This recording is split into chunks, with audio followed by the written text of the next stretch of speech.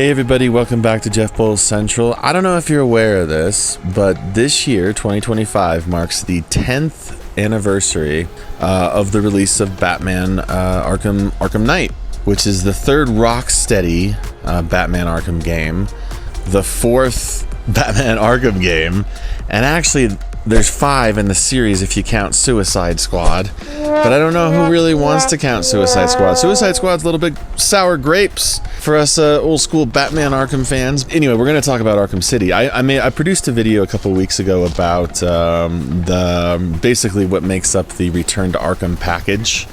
Arkham Asylum and Arkham City. Sorry, there's too many Arkhams to keep track of. Holy cow. Arkham Knight is an interesting entry in this series because they made a couple choices. Rocksteady did, the developer, that altered the formula just enough to kind of make it a standout. And when I say it's a standout, I don't necessarily mean that it's the best in the series. It's the best. Love it. When I say it's a standout, I don't even necessarily mean that it really came together all the way, because it kind of didn't in some ways.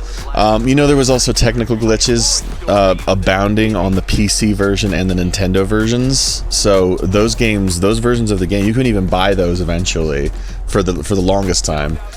I played this originally on PS4. It was very legible. It was very good. But those two changes that I'm talking about is that from Arkham City to Arkham Knight, Rocksteady decided not to use the writer of the first two games, Paul Dini. Paul Dini came to prominence with DC as kind of one of the co-creators and kind of the main writer guy and one of the producers for the Batman animated television series from the early 90s, which I grew up on. I'm sure you might have grown up on that. Holy cow, that was such a great show.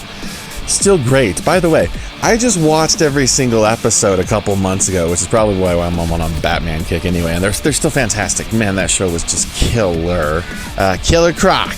But in deciding to replace Paul Dini as the writer, the different shows, okay? Batman Arkham Origins, it just wasn't as cohesive as the first two games. That's why I kind of don't even really remember it much.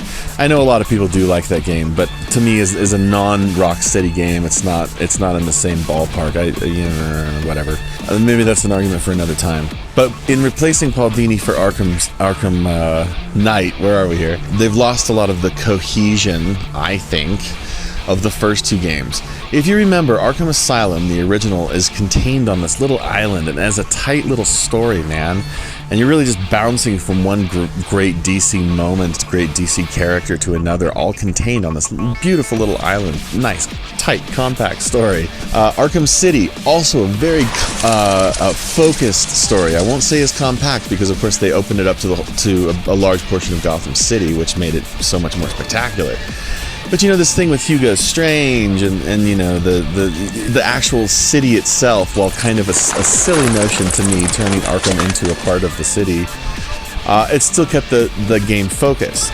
Now the problem with this game is it's spearheaded by a dual villain thing, which I don't know if Paul Dini would have done that. Who knows what he would have done with the project. I just know that he has a propensity for television writing, short-form television writing. And as a short story writer myself, I was in a previous life, I can tell you that the short writing keeps you focused, keeps you grounded, keeps you from over-exaggerating certain elements of plot, certain elements of character, over-committing to ideas, under-committing to others, okay?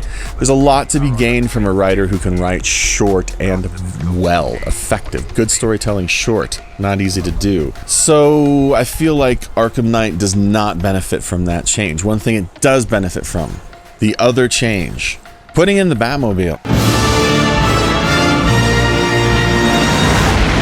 Putting in the damn Bat car itself. That forced Rocksteady, and this is documented, okay? This is something that they've talked about themselves.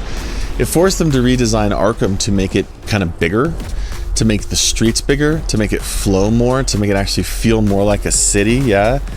And one of the cool things about this version of Gotham is that even though it's kind of supposed to be an abandoned version of Gotham because Scarecrow's up to his gassing stuff again, unlike the Suicide Squad game that came out last year, the city's not empty. It's not devoid of people. There's still people around, mostly bad guys who you get to shoot with your Batmobile that has guns on it, sure. Don't know why I just turned into the Mackenzie brothers just then. Beauty. But look, that Batmobile is fantastic to drive. It's fantastic to boost around those streets. It's fantastic to transform into this tank mode because it just happens with the trigger, right? Really quick. The thing that's weird about it is how many guns the damn thing has. It's got rockets, it's got machine guns, non-lethal rounds, of course. It's got you know, batteries of this and this, and it's got boosts and stuff. It's really a lethal weapon in this game, and of course we get away with that with the Batman thing because the things that you're blowing up are drones. They're not really piloted by anybody, so you can get away with the violence, I guess. But it doesn't really feel very Batman-y.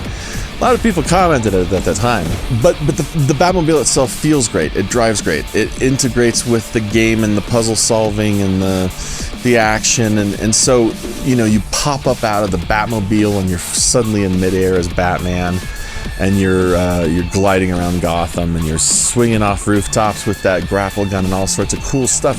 It really does make good on finally makes good on the promise of being Batman that Arkham Asylum gave you many years before this. So in that sense, it's kind of perfect. But again, it is an odd version of the Batmobile in that it's so aggressive. And you know, it kind of gets a little repetitive too, just slaying all these drones, and the puzzle solving is pretty cool. So, you know, there's that. That's part of the selection of why this is kind of a standout. What I really find with it is that it's kind of a ripoff of, like, you know, a good Red Hood story before they really decided what they were going to do with Jason Todd in a big way.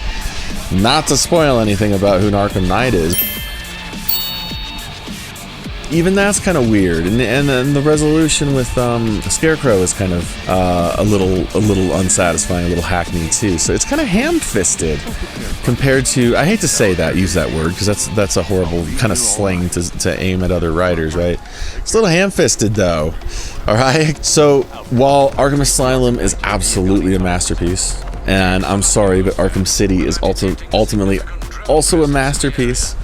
And Origins is kind of a weird stepchild. Sorry, Origins. Knight kind of fits in the middle there, Arkham Knight, and it's great to play. Don't get me wrong, but it is kind of not as expertly rendered. We'll say that. And again, if you had it on PC or Nintendo, you didn't have it at all, as it turned out at the time. So that's what I gotta say about Arkham Knight 10 years later. Like this video if you did indeed like it. Subscribe to the channel if you want to do that. You can also just put on a bat mask and start running around and claiming to be the Dark Knight. You can start a fight with a guy. We'll see how well that goes. Hopefully he's doing wrong, otherwise you're the problem. Bye everybody. Have a bat-tastic day.